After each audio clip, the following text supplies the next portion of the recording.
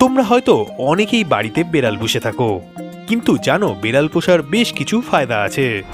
বেড়ালের নরম পশমের মতো হাত এবং তুলোর মতন শরীর স্পর্শ করলে মানুষের মস্তিষ্কে অক্সিটোসিন হরমোন ক্ষরিত হয়, যার ফলে তোমরা যদি দিনে একবারও তোমাদের বিড়ালকে আদর করে থাকো, তাহলে তোমাদের মস্তিষ্কে যে পরিমাণ অক্সিটোসিন ক্ষরিত হবে তার ফলে তোমাদের সারা দিনটা ভালো যাবে। এছাড়া জাপানিদের মতে বিড়ালের মধ্যে নেগেটিভিটি শুষে নেওয়ার একটা অদ্ভুত ক্ষমতা আছে।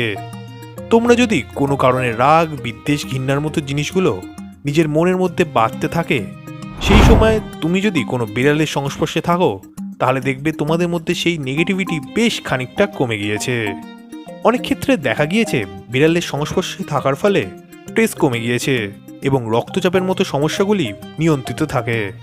তবে বিড়াল যতই গৃহপালিত পশু হোক না কেন, তাদের নখ এবং দাঁত থেকে সর্বদাই সাবধান থাকা উচিত। বর্তমান দিনে মানুষ নিজের একাকিত্ব কাটানোর জন্য অনেকেই বিড়াল পুষে থাকে।